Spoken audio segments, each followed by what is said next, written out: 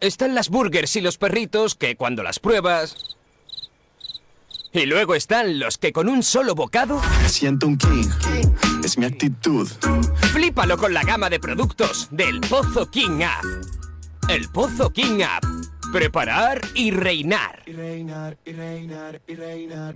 La doctora Iradier, especialista del Instituto de Microcirugía Ocular, IMO, Grupo Miranza, realiza en Madrid cirugía premium de presbicia y catarata. Si desea eliminar sus gafas de vista cansada o nota que con la edad pierde visión, la doctora Iradier le realizará el tratamiento para recuperar la agudeza visual y nitidez de la juventud, con la mejor lente intraocular y la técnica más segura y eficaz. Doctora Iradier en IMO, Grupo Miranza. Teléfono 910-783-783. Calle Valle de Pinares Llanos 3, Mirasierra, Madrid.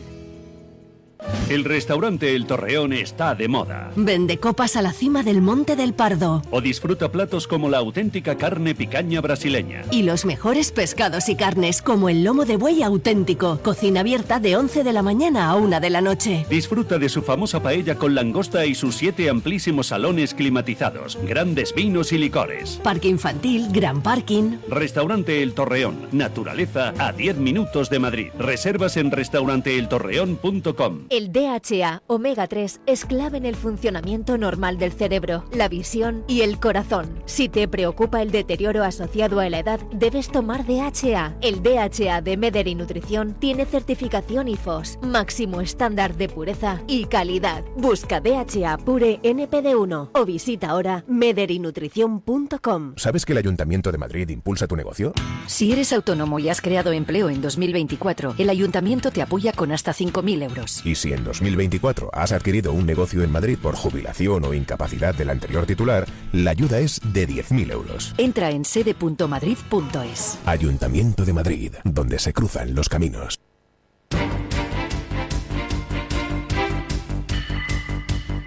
Mañanas en Libertad, con Carmen Carbonell.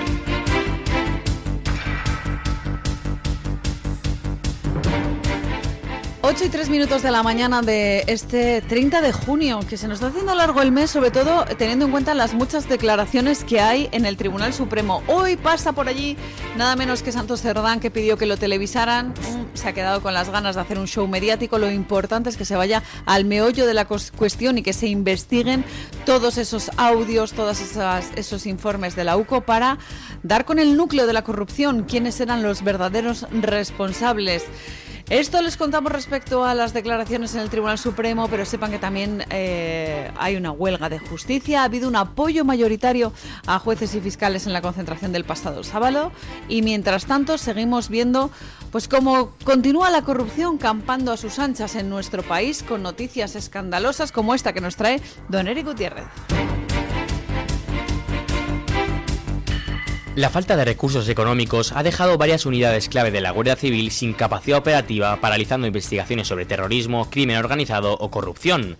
En los últimos meses, agentes de la Policía Judicial e Información han tenido que adelantar de su propio bolsillo gastos de alojamiento, desplazamiento y dietas para poder cumplir con sus misiones tanto dentro como fuera del país. El problema, denunciado por asociaciones como Jucil, radica en un sistema de gestión financiera descentralizado que ha agotado las cajas pagadoras de numerosas comandancias. Mientras unos agentes acumulan deudas de miles de euros, otros llevan hasta 9 meses esperando el reembolso de sus gastos. En zonas como Cataluña o Valencia, las operaciones se han visto gravemente afectadas por la falta de liquidez. El ministro del Interior ha reaccionado con una modificación presupuestaria de 3 millones de euros para intentar desbloquear la situación, pero sin ofrecer aún explicaciones claras sobre el origen del colapso. Bueno, esto ha pasado ya más veces en España, en nuestro país. Es una lástima que tengamos que investigar luego gastos irregulares en ciertas carteras, como es el caso de la de Marlaska, la del Ministerio del Interior, sobre todo teniendo en cuenta que hay guardias civiles y policías nacionales que se juegan la vida a diario para proteger a todos los españoles y que no cuentan con los recursos mínimos. Esto lo amplío, si les parece, al tema de los funcionarios de prisiones. Hay una asociación que se llama algo así como Tu abandono me puede matar, y contaba pues cómo se enfrentaban a diario con mafias que intentan introducir droga, por ejemplo, en las cárceles españolas, con métodos muy sofisticados, con el uso de drones, por ejemplo, con localización a través de satélite, etcétera, etcétera. Y ellos se enfrentan, luchan contra el tráfico de drogas en las prisiones con elementos muy, muy básicos, muy elementales, que son los que disponen porque es... Pues en fin, sus responsables dotan de ciertos fondos a estos profesionales, a estos funcionarios de prisiones, y se encuentran pues con una capacidad muy mermada, ¿no?, para hacer frente a este tipo de luchas. Permítanme que me acuerde lógicamente de la defensa de nuestras fronteras, del asesinato de los guardias civiles de Barbate, que no contaban con lanchas al nivel de las planeadoras que utilizan los narcotraficantes en el estrecho, y cómo les costó la vida a estos agentes. ¿Por qué? Pues porque, entre otras muchas cosas, tenían una serie de barcos, de lanchas, de patrulleras que estaban en mantenimiento, y el Ministerio pues no había puesto encima de la mesa los fondos necesarios para que ellos tuvieran, como les digo, esas herramientas para luchar contra el narcotráfico en el estrecho, contra esas mafias que también traen personas. Estamos hablando de inmigración ilegal, de todas esas pateras, y la pregunta aquí es ¿dónde se van esos fondos, teniendo en cuenta que pues los agentes no cuentan con las más básicas dotaciones para hacer frente a todos estos problemas en los que, insisto, se juegan la vida?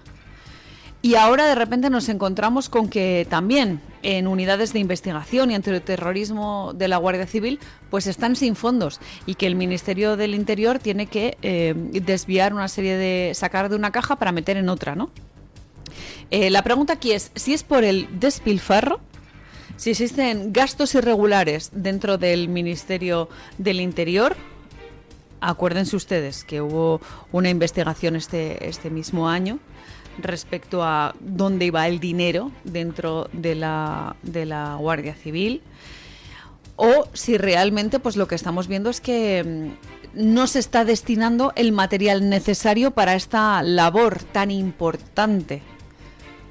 Si se intenta desactivar una tras otra las unidades de la Guardia Civil, empezando por ejemplo por la UCO, la Unidad Central Operativa, que es la que está investigando la corrupción. Porque esto también es corrupción. Que falte dinero en la caja a la hora de tener una serie de herramientas, una serie de bienes por parte de la Guardia Civil y la Policía Nacional es también una forma de corrupción. Y el tema es que hemos llegado a una cantidad de corrupción desconocida casi en nuestro país por esa normalización de esas conductas impropias por parte de políticos, ¿no? Impropias de políticos de lo que sería una democracia avanzada. Estamos en una república bananera en la que, bueno, pues en primer lugar la gente pues tolera todo este tipo de prácticas. ¿Las tolera cómo? Pues repitiendo su voto en las urnas, manteniendo este establishment. Con su voto lo que están haciendo ustedes, votantes socialistas, es permitir que Pedro Sánchez siga en la Moncloa y que se siga llevando el dinero de todos los españoles a través de diferentes cuestiones, presuntamente. Todo esto ya saben ustedes, presuntamente, hasta que los tribunales pues terminen de verificar toda esta información que trae la UCO. Así que ya les digo, preocupante cómo las unidades de investigación antiterrorismo de la Guardia Civil se están quedando sin fondos.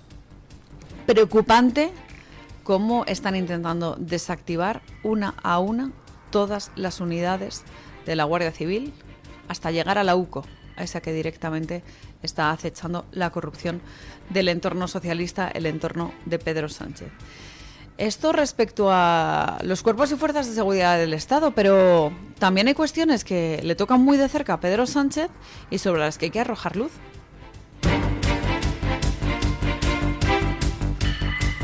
Muface ha comunicado a través del portal de transparencia que no dispone de registros que acrediten contratos de arrendamiento con personas vinculadas a la familia de Begoña Gómez desde 2010.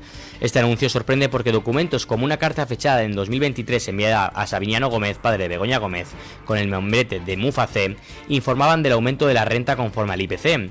La sauna Adán y un ático de 139 metros cuadrados, ambos propiedades de Muface, fueron alquilados a una renta muy por debajo del mercado urbano, alrededor de unos 850 euros al mes.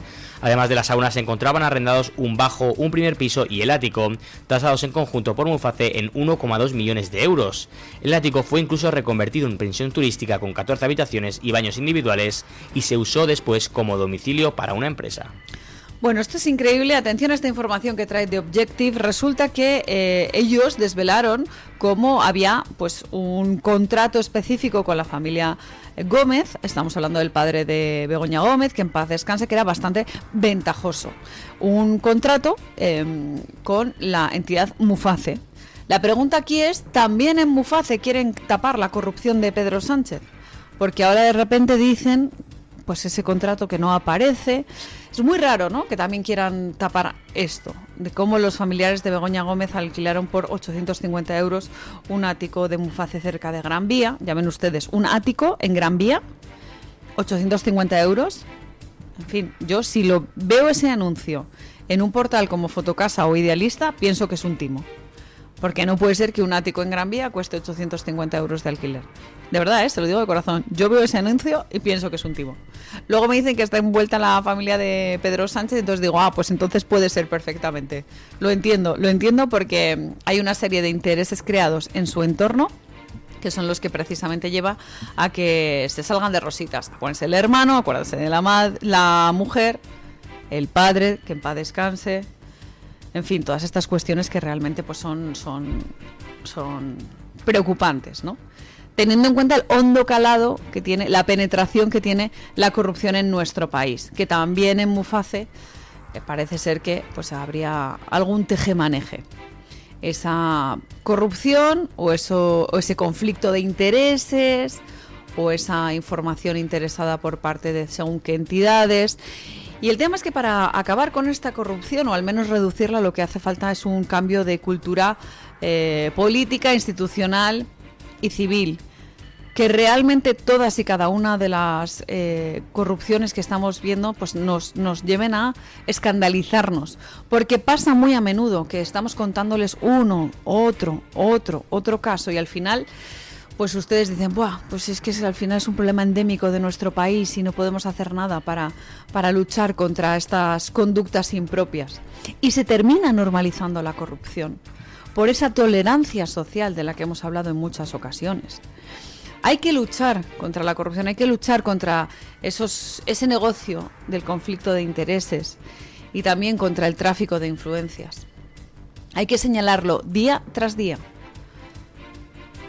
para que sepan que realmente es un mal endémico de nuestro país, pero como les decimos en la encuesta, la esperanza es lo último que se pierde.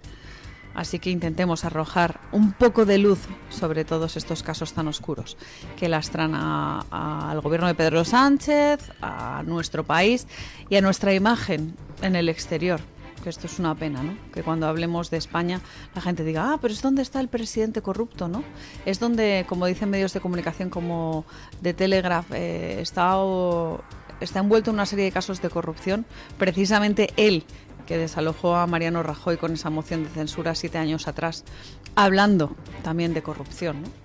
Para que cuando vayamos al extranjero no nos digan, os gobierna Don Teflón, que es como dijo The Times, que era el presidente del gobierno, ¿no? Resistente a todo tipo de corrupción, pese a que los españoles merecemos algo mejor. En fin, ¿y saben ustedes por qué consigue el presidente del gobierno que estemos como estamos y que la gente siga mirando a otro lado, con esa tolerancia social a la corrupción? Bueno, pues porque tiene una maquinaria propagandística muy, muy bien engrasada. Y lo hace con herramientas como, por ejemplo, la televisión y la radio públicas, que la pagan usted y yo. El presidente de RTV, José Pablo López, ha anunciado que la 2 en Cataluña comenzará a emitirse parcialmente en catalán a partir del 11 de septiembre de este año, coincidiendo con la diada, como parte del acuerdo firmado entre PSOE y Junts. La iniciativa arrancará con una cobertura en catalán que irá ampliándose progresivamente hasta alcanzar aproximadamente el 50% de la programación antes de que termine 2025 y llegar a un 60% en junio de 2026. El proyecto contempla una parrilla con contenido en directo local producido desde los estudios de Rock Boronat o Sant Cugat, incluyendo programas matinales como el Café de Ideas de Gemma Nierga, además de informativos, espacios culturales y la posibilidad de hacer versiones en catalán de formatos populares. Lo de la televisión y la radio pública clama al cielo, sobre todo teniendo en cuenta el control político al que está sometido a través de esta corporación que, insisto, que la pagamos usted y yo, que además cada año nos sube el coste de radio-televisión a todos los contribuyentes, al dinero que sale de nuestro bolsillo, aproximadamente el 20%, va creciendo, porque hay que pagar una serie de cosas a una serie de voces interesadas, a una serie de personas pues que están al servicio de Pedro Sánchez, y estoy pensando directamente en los contratos a dedo de Javier Ruiz, de Silvia Inchaurrondo, de Jesús Cintora, de programas que son auténtica telebasura como La Familia de la Tele, que en un momento determinado la gente se alegraba porque había salido de la parrilla, pero lo cierto es que ya lo hemos pagado. Y lo que estamos viendo ahora con el tema del catalán no es casual. Es el chantaje al que nos someten los secesionistas, y el gobierno de Pedro Sánchez pues intenta mantener el apoyo de sus socios de investidura, dándoles ahora la 2 en catalán. Que ya me dan ustedes, sabiendo la televisión autonómica catalana, qué necesidad hay de que se siga implementando este tipo de programas que, además, les tengo que decir la verdad, les interesan a muy pocas personas. Es dinero que en realidad se utiliza para acallar ciertas voces críticas, para favorecer a según qué contactos. En fin, lo que hacen es para, pues eso, utilizar la televisión en catalán para contentar a sus socios de investidura y también para retomar una serie de negociaciones, ¿no? Esta es la primera cesión, la primera concesión a los secesionistas catalanes, y así lo ha anunciado el Nacional, ¿no? El diario secesionista catalán, el nacional.cat, que nos cuenta cómo se va a dar luz verde a ese canal de televisión pública española íntegro en catalán. A partir del 11 de septiembre van a ser progresivas las emisiones en Cataluña hasta que sea pues absolutamente toda la programación, toda la oferta en catalán. Qué vergüenza que sigamos financiando este tipo de entidades todos los españoles. Hay una propuesta de Marcos de Quinto, que es colaborador de esta casa, como bien saben, contertulio de esta mesa de análisis, en la que él se ofrecía a dirigir la corporación con un único fin, que es el de desmantelarla, acabar con Radio Televisión Española, y además lo hacía por un bien altruista, sin ningún tipo de sueldo. Lo pone en su Twitter. Ahí está esa oferta lanzada para acabar con esta herramienta de propaganda al servicio del régimen, en este caso del Partido Socialista, en este caso de Pedro Sánchez, pero no olviden que cuando ha estado el Partido Popular tampoco lo han desmantelado, sino que encima han continuado con el sistema, incrementando los fondos, la dotación pública para esta herramienta de propaganda. Que estamos hablando de la radiotelevisión pública española, pero también habría que hablar quizás de las cadenas autonómicas, de cómo se utiliza para dar publicidad a los diferentes gobiernos en cada una de las comunidades. E insisto, todo eso lo paga usted, que quizás usted preferiría tener 20 euros en su bolsillo para destinarlos, por ejemplo, a ir al cine a ver películas americanas, si le apetece, o chilenas, o rusas, o lo que sea, o contratar una plataforma de streaming para ver diferentes series de televisión, o lo quiere dedicar usted, qué sé yo, a ir a los toros, a ver un concierto. No sé, es que el dinero de los contribuyentes donde mejor está es en el bolsillo de uno. Mucho mejor que en las arcas del Estado, porque al final cada uno decide en qué lo gasta. Que para eso existe libertad. En fin, vamos con más información y nos vamos ahora hasta Estados Unidos con una noticia cuando menos curiosa y sobre todo pensada en las generaciones más jóvenes, porque vamos a hablar de TikTok. El presidente de Estados Unidos, Donald Trump, aseguró ayer en una entrevista en Fox News que ya tiene un comprador para TikTok al que califica como un conglomerado de gente con mucho dinero. Según Trump, se espera revelar el nombre en las próximas 2 semanas, siempre y cuando la empresa matriz china ByteDance y el gobierno chino lo aprueben. TikTok sigue bajo amenaza de veto en Estados Unidos debido a una ley aprobada en 2024 que exige a ByteDance vender sus operaciones estadounidenses o enfrentar una prohibición nacional. Trump ya ha prorrogado 3 veces el plazo de venta, en enero, abril y junio, recientemente extendido hasta el 17 de septiembre, para dar tiempo a lograr un acuerdo. El mandatario se mostró confiado en que China dará su aprobación, mencionando la buena disposición del presidente Xi Jinping. Bueno, la polémica llegó cuando Donald Trump accedió de nuevo a la Casa Blanca. Dijo que una de las cosas que más le preocupaba era la penetración de China en los dispositivos de los norteamericanos a través de redes sociales como es el caso de TikTok. La legislación en Estados Unidos lo que buscaba impedir es que las autoridades chinas tuvieran acceso a los datos personales de los usuarios de TikTok en Estados Unidos. ¿Y por qué hacía esto Donald Trump? Bueno, porque se sabe que las redes sociales pueden influir directamente en la opinión de los estadounidenses a través de los algoritmos, a través de lo que se les enseña. De ahí que fuera tan importante esa independencia y que, por tanto, los norteamericanos no estuvieran cediendo continuamente sus datos y información muy personal. Pero esto que pasa en Estados Unidos se puede extrapolar también a nuestro país, y de ahí esa recomendación que les hacemos en muchas ocasiones, que no den sus datos más allá de lo necesario. ¿Por qué? Porque tener datos es tener poder hoy en día, y sobre todo cuando, por ejemplo, llegan actualizaciones del censo del Ayuntamiento de Madrid, por ejemplo, que no es obligatorio, sino que es algo personal.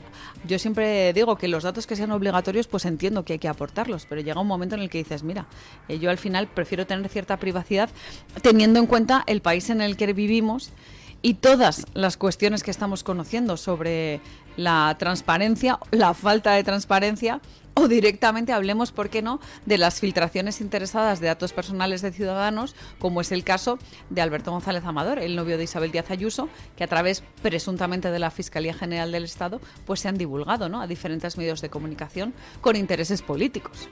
Por eso es tan importante que los datos los tenga usted y nadie más que usted, respecto a según qué cosas, ¿eh?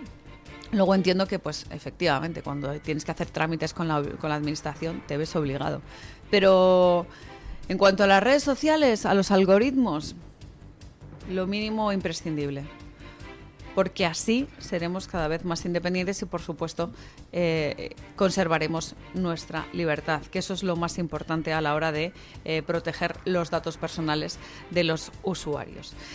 En fin, 8:23, 7:23 en las Islas Canarias, estamos en Estados Unidos y es el momento de poner la vista en nuestros compañeros de www.voz.us, que es la página web de Voz Media. Desde allí nos trae la crónica Diana Hernández. Diana, buenos días. ¿Qué tal, amigos de Mañanas en Libertad? Desde Voz.us le traemos algunas de las noticias destacadas de Estados Unidos que puede ampliar en nuestra página web. Le comentamos que el presidente Donald Trump anunció que se encontró un comprador para la plataforma de redes sociales TikTok, que enfrenta una prohibición inminente en Estados Unidos si su casa matriz china no cede el control. Agregó que dará más detalles de este asunto en 2 semanas. Informamos que varias tormentas severas atravesaron Minnesota este fin de semana, produciendo algunos tornados, fuertes lluvias, vientos dañinos y muchos relámpagos. El canal de noticias locales informó también que la advertencia de inundación del río está vigente para varios condados de la zona. Y supimos que la Secretaría de Seguridad Nacional anunció la terminación del estatus de protección temporal para Haití, una decisión que afectará a más de 500,000 de haitianos que residen en el país. En esa línea, la designación de TPS para Haití expirará el 3 de agosto y la terminación entrará en vigor el próximo 2 de septiembre, según un comunicado oficial del departamento. Esto es todo por hoy, pero les invitamos a ampliar estas y otras informaciones en nuestra aplicación Voz.us, en la web y, por supuesto, en nuestras redes sociales. Muchas gracias, Diana, y ahora vamos al momento más esperado del día, que es Deportes en Libertad.